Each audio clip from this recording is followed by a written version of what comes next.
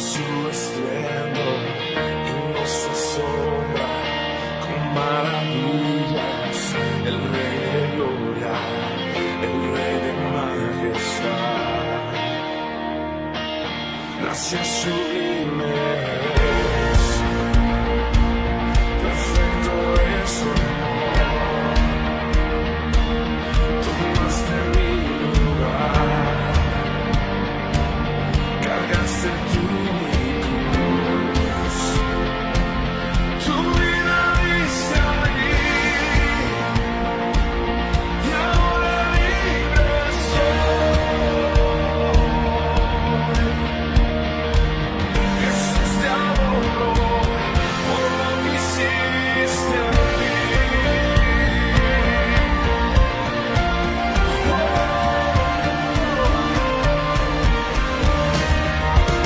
Pusiste en orden todo el caos, nos adoptaste como tus hijos.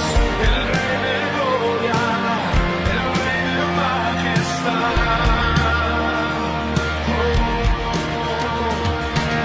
El que gobierna con su justicia y resplandece con su belleza. El Rey de gloria, el Rey de majestad. Gracias sublimes, perfecto es tu amor.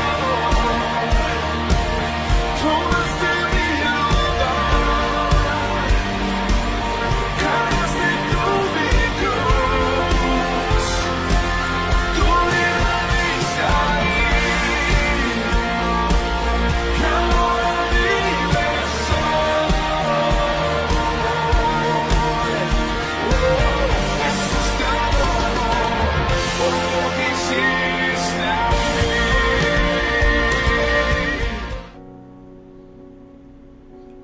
Buenas noches, hermanos. Es un gusto saludarles a cada uno de ustedes. Esperamos que se encuentren bien, con paz y con la bendición de nuestro Señor. Qué bueno que pueda apartar este tiempo para meditar en la palabra del Señor. Estamos en el libro de Éxodo. Estamos meditando y reflexionando sobre este hermoso libro. Pero para comenzar en esta noche le voy a pedir que levantemos una oración a nuestro Padre y que podamos rogarle a Él su dirección en este momento. Padre, gracias por este día que nos has regalado. Gracias, Señor, por tus múltiples bendiciones, por tus misericordias, Señor, que son nuevas cada día. Gracias, Señor, porque tú no nos has dejado, porque tú no nos has desamparado. Rogamos, Señor, en esta noche de tu dirección, Señor. Reconocemos que sin ti no podemos hacer absolutamente nada, Señor. Te pedimos de tu dirección, Señor, que nos dirijas en esta noche, Señor, en este momento. En el nombre tuyo, Jesús. Amén y amén.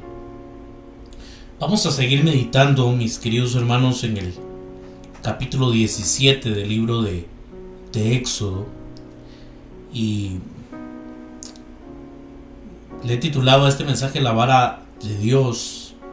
Esta sería la parte número 2.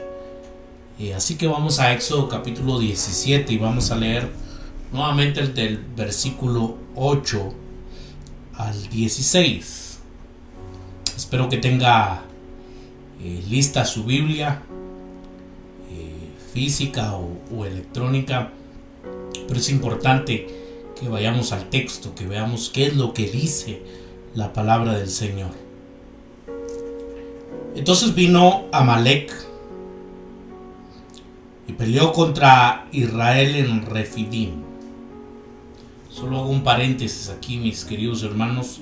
Es interesante que Amalec es el que está peleando en contra de Israel. Es el que levanta su mano. Va a decir el versículo 16 que levantó su mano contra el trono de Jehová. Pero sigamos leyendo, versículo 9. Y dijo Moisés a Josué: escógenos varones y sal a pelear contra Amalec. Mañana yo estaré sobre la cumbre del collado y la vara de Dios en mi mano. E hizo Josué como le dijo Moisés, peleando contra Amalec, y Moisés y Aarón y Hur subieron a la cumbre del collado. Y sucedía que cuando alzaba Moisés su mano, Israel prevalecía, mas cuando él bajaba su mano, prevalecía Amalec. Y las manos de Moisés se cansaban, por lo que tomaron una piedra y la pusieron debajo de él, y se sentó sobre ella. Y Aarón y Hur sostenían sus manos, el uno de un lado y el otro de otro.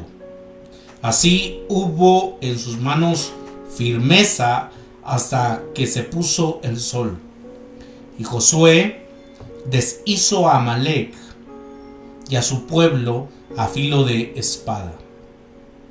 Y Jehová dijo a Moisés: escribe esto para memoria en un libro, y di a Josué que raeré de toda la memoria de Amalec de debajo del cielo. Y Moisés edificó un altar y llamó su nombre Jehová Nisi. Y dijo: por cuanto la mano de Amalec se levantó contra el trono de Jehová, Jehová tendrá guerra con Amalec de generación en generación. Vemos, hermanos, aquí el conflicto entonces que hay con Amalec, con los amalecitas. Cómo la mano de los amalecitas se levantó en contra del trono de Jehová, y eso es lo que dice el texto. Es interesante porque más adelante, en el discurso final que da Moisés, este líder hace un llamado a eliminar a los amalecitas. Vamos al libro de Deuteronomio capítulo 25. Deuteronomio 25, versículos 17 al 19. Acuérdate de lo que hizo Amalec contigo en el camino cuando salías de Egipto, de cómo te salió al encuentro en el camino y te desbarató la retaguardia de todos los débiles que iban detrás de ti, cuando tú estabas cansado y trabajado y no tuvo ningún temor de Dios.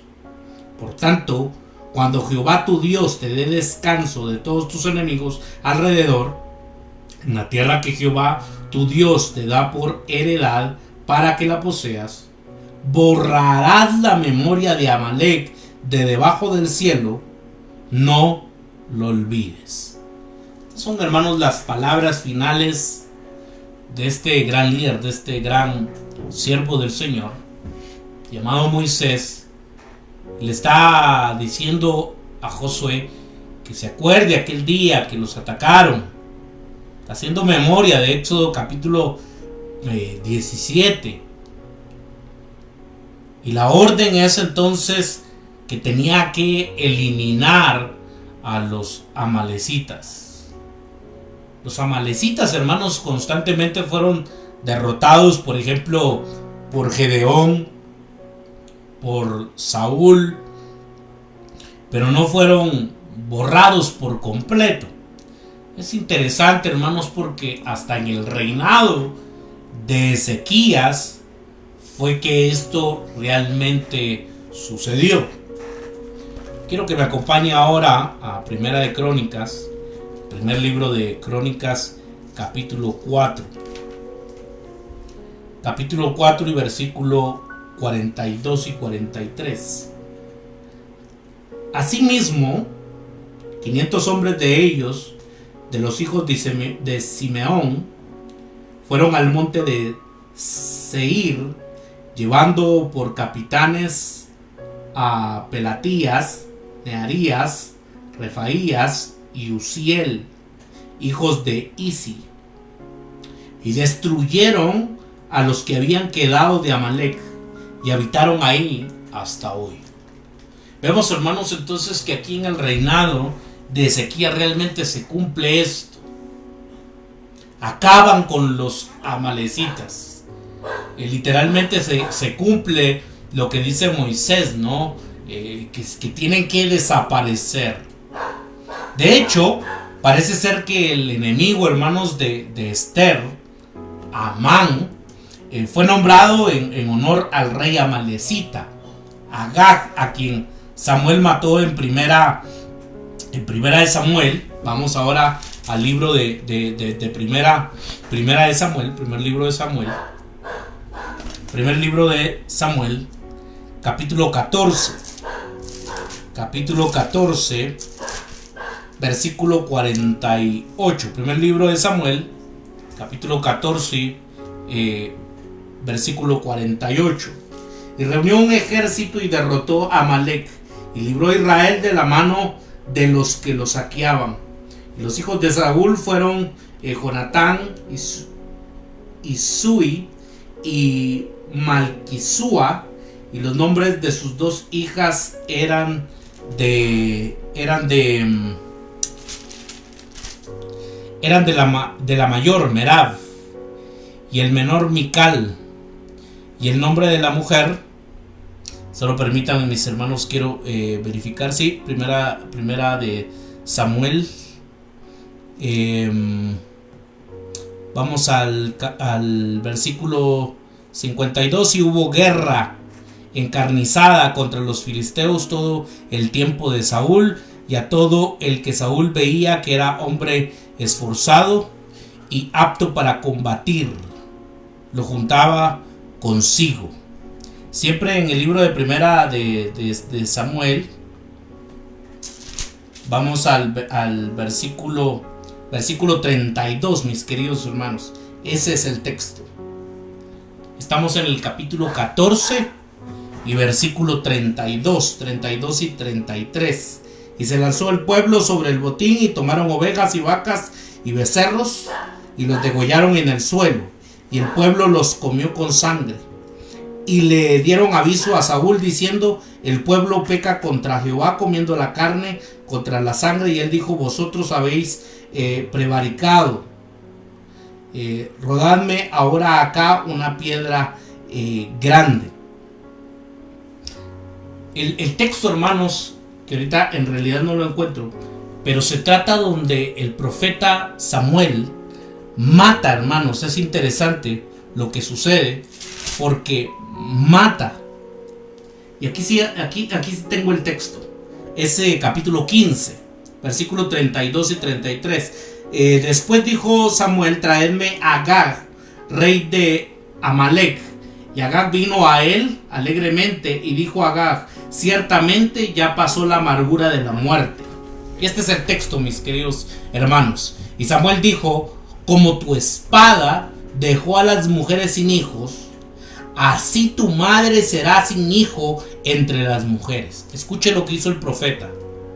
Entonces Samuel cortó en pedazos a Agag delante de Jehová en Gilgal. Este texto, hermanos, es tremendo, porque vemos cómo el profeta Samuel, dice el texto, que cortó a pedazos, mató a este hombre llamado Agag. Así que es posible que en los últimos amalecitas murieron en el tiempo de Esther. Pero la enemistad, hermanos, y esto es lo que me interesaría resaltar en esta noche, porque esta enemistad realmente no surge en el capítulo 17 del libro de Éxodo, sino que surge antes. Los amalecitas, hermanos, es interesante porque eran descendientes de Amalec. Y Amalec, hermanos, era nieto de Esaú. ¿Se acuerda que ahí hubo un conflicto entre Esaú y Jacob? Los israelitas, hermanos, eran descendientes de Jacob, también llamado Israel, hermano de Esaú. Quiere decir, hermanos, que esto no va, nuevamente vuelvo a repetirlo, esto no comienza aquí en el capítulo 17 del libro de Éxodo. Esto va más allá, esto va allá a Génesis capítulo 36. Solo que vemos que en Éxodo capítulo 17 es la manifestación entonces de una enemistad antigua entre Esaú, y Jacob. La enemistad, hermanos, en sí misma refleja una rivalidad más fundamental que va hasta Caín. Y algunos ven, hermanos, que nos podemos ir un poquito más atrás, en una enemistad que había con Caín y Abel. Y algunos van todavía más allá, ¿no? En la enemistad entre Dios y Satanás. Se extiende, hermanos, entre Babilonia e Israel. Y algunos ven también, hermanos, el mundo y la iglesia. Este es el verdadero significado entonces de las palabras de Moisés en el capítulo 17 del libro de Éxodo y versículo 16, cuando dice: por cuanto la mano de Amalek se levantó contra el trono de Jehová. Escuche esto: Jehová tendrá guerra con Amalek de generación en generación. Y algunos han interpretado entonces esto de esta manera, ¿no? De generación en generación siempre habrá un conflicto. Esta guerra entonces entre el pueblo de Dios y el pueblo de Satanás recorre toda la historia. Primera de Juan, hermanos, quiero que me acompañe al libro de Primera de Juan. Primer libro de Juan, capítulo 3, versículos 12 al 13. No como Caín, que era del maligno y mató a su hermano. ¿Y por qué causa le mató? Porque sus obras eran malas y las de su hermano justas. Hermanos míos, no os extrañéis si el mundo os aborrece.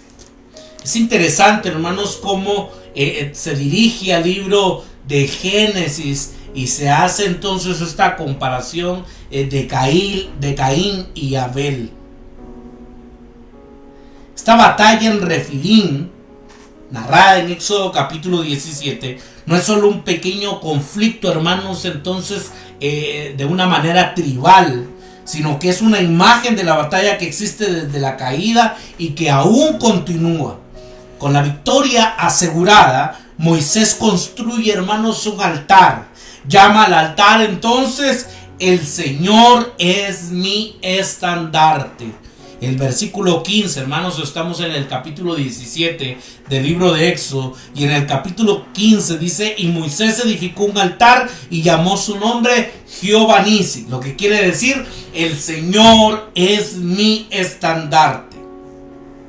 Es interesante, hermanos, porque aquí la pregunta, y tal vez usted ya lo sabe, pero la pregunta que surge es: ¿qué es un estandarte? Y un estandarte era hacia donde miraban los soldados en la batalla.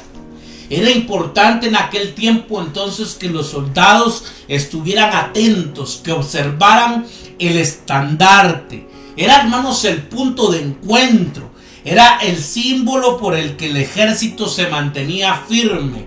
Si el estandarte, hermanos, lo miraban los del ejército y ellos lo podían observar, quiere decir entonces que el ejército estaba firme. Pero el estandarte al que mira Israel no es el sostenido, hermanos, por Josué o en el campo de batalla, sino por Moisés en la montaña. Recuérdese de que Moisés entonces va a una montaña, mantiene la vara, hermanos. Y ellos no tienen que ver a Josué, el pueblo de Israel no tiene que ver a Josué, sino que tienen que ver entonces a Moisés en la montaña. El estandarte es Dios mismo.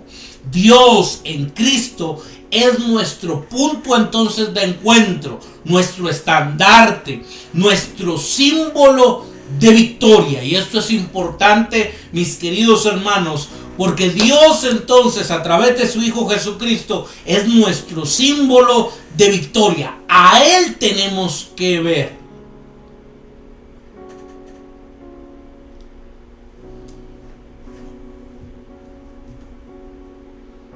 Por eso es que llamaron a su nombre a aquel lugar Jehová Nisi. El Señor es mi estandarte. La mirada, hermanos, constantemente la debemos de tener fijamente, siempre. La tenemos que tener puesta entonces en Jesús, porque Él es el que nos ha dado la victoria. Mis queridos hermanos, cuando queremos depender de nuestras capacidades, cuando queremos depender de lo que nosotros tenemos, cuando queremos depender de nuestra propia prudencia, sabiduría, mis queridos hermanos, todo lo echamos a perder. Tenemos que tener siempre puesta nuestra mirada en Jesús. Él es nuestro estandarte. Él nos ha dado la victoria y por lo tanto no debemos de desviar nuestra mirada. Aleluya. Porque el estandarte, hermano, sigue firme. Está en el monte y sigue firme. Ese es un símbolo de nuestra victoria. Es interesante observar el versículo 16, hermanos. Porque dice literalmente manos hacia el trono del Señor. Pudiera referirse a que Moisés levante sus manos en oración al trono de Dios. Pero la historia no se ha centrado en levantar las manos en plural en oración, sino en sostener la vara de Dios. Esto fue lo que hace 8 días, hermanos, hice énfasis. En sostener la vara de Dios. El punto, hermanos, aquí es entonces que no fue Moisés quien primero levantó las manos. Fueron los amalecitas. Y es interesante cómo el escritor, hermanos, escribe esto, porque fueron los amalecitas quienes iniciaron el conflicto. Y lo vimos en el versículo 8, que los amalecitas pelean contra Israel. Ellos levantaron su puño contra Israel y solo entonces Dios respondió alzando su mano contra ellos. La mano, hermanos, de Moisés sosteniendo la vara, y era una señal de juicio. Y esto es importante, mis queridos hermanos, porque esta era una señal entonces de juicio. Moisés no dice que los amalecitas levantaron su puño contra Israel. Y esto es algo interesante, porque observamos, hermanos, que lo hicieron contra el trono del Señor. Y así es como lo relata el texto. En otras palabras, al oponerse a Israel, ellos estaban luchando contra Dios.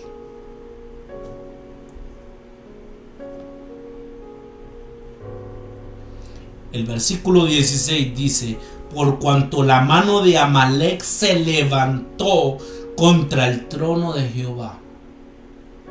No contra el pueblo de Israel. Por cuanto la mano de Amalec se levantó contra el trono de Jehová.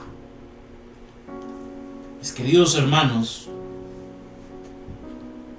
los amalecitas no estaban en contra, diríamos, o luchando en contra del pueblo de Israel, sino que estaban luchando en contra de Dios.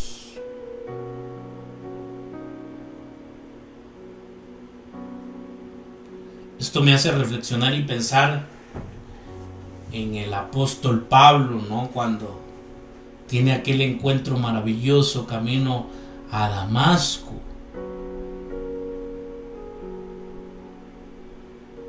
Y Jesús le dice a Pablo: ¿y por qué me persigues? Ahora Pablo, hermanos, no estaba persiguiendo, podríamos decir, a Jesús. Estaba persiguiendo a aquella secta, ¿no? Pero literalmente, hermanos, vemos de que el apóstol Pablo estaba persiguiendo entonces a Jesús.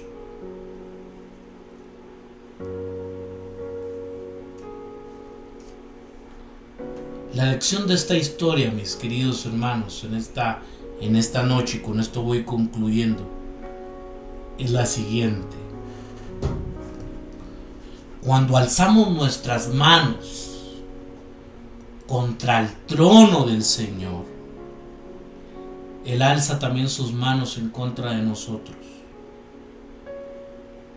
Simbolizado en esta historia por los brazos levantados de Moisés. Y Dios no baja sus manos hasta que el juicio esté completo.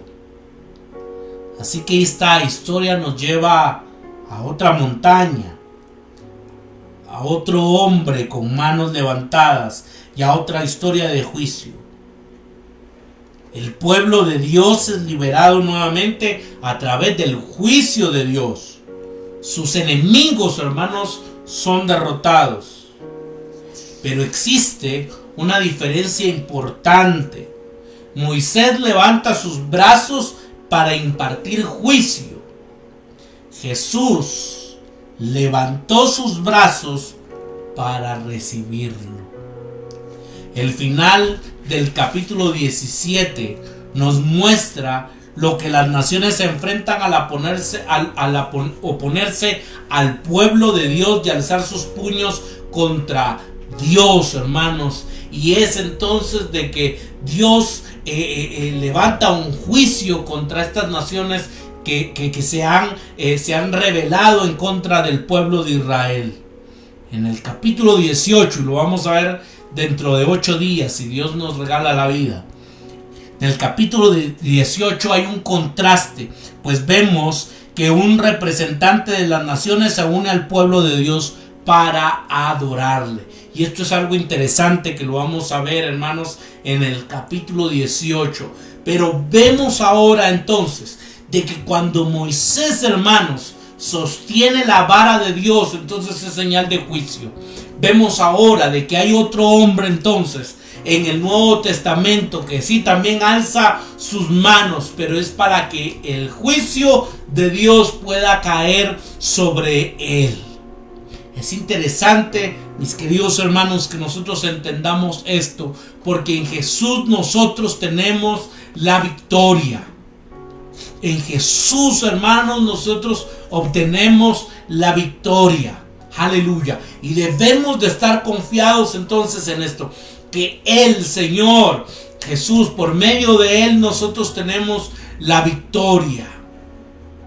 Los amalecitas pensaban que se estaban enfrentando al pueblo de Israel, pero en realidad estaban provocando a Jehová.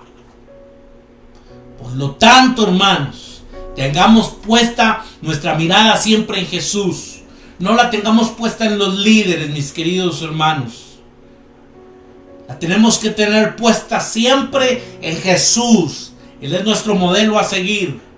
En Él hay victoria. En Jesús hay victoria. Jehová Nisi, Él es nuestro estandarte.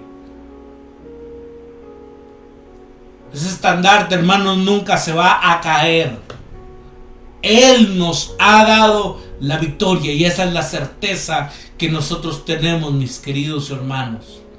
Que Jesús en la cruz del Calvario obtuvo nuestra victoria. Aleluya. Nosotros tenemos la victoria. No es por nuestros méritos, sino por los méritos de Cristo Jesús. Oremos en esta noche, mis queridos hermanos. Padre, gracias por tu palabra, Señor. Porque tú no nos has dejado y porque tú, Señor, no nos has desamparado. Ayúdanos a tener puesta nuestra mirada en ti. a confiar en ti, Señor. Tú eres nuestro estandarte. En ti, Señor, hay victoria. Glorifícate, Señor, en nuestras vidas. Ayuda a mis hermanos, Señor, en cada una de sus necesidades. Te ruego, Señor, por ellos. Guárdales, protégeles. Señor, que puedan concluir esta semana con paz y con bendición. Guárdanos, Señor, de la mano del impío, de la mano del enemigo. Guárdanos, Señor, de toda enfermedad, de todo virus. Padre eterno, que podamos concluir esta semana con tu bendición, Padre de la gloria. Te lo rogamos. Señor, responde cada una de las peticiones que hay. Extiende tu mano de poder y glorifícate, Señor, en el nombre poderoso de Jesús. Gracias por este tiempo. Gracias, Señor, por tu palabra. Todo te lo pedimos en el nombre tuyo, Jesús. Amén y amén. Mis amados hermanos, qué bueno que puedan apartar este tiempo, que hayan apartado este tiempo para meditar, para estudiar la palabra del Señor. Están cordialmente invitados este domingo a las 9:30. Damos inicio a nuestro servicio presencial. Será un privilegio poderles ver. Sigamos buscando al Señor, no nos cansemos, mis queridos hermanos, de buscarle. También están cordialmente invitados a seguirnos en nuestras redes sociales. Nos pueden encontrar en Facebook como Ministerio Renacer. También en nuestro canal de YouTube, ahí nos encuentra como Ministerio Renacer Guatemala. Y en Instagram también nos encuentra como Ministerio Renacer Guatemala. Mis amados hermanos, que tengan una feliz noche, que Dios les bendiga y que Dios les guarde.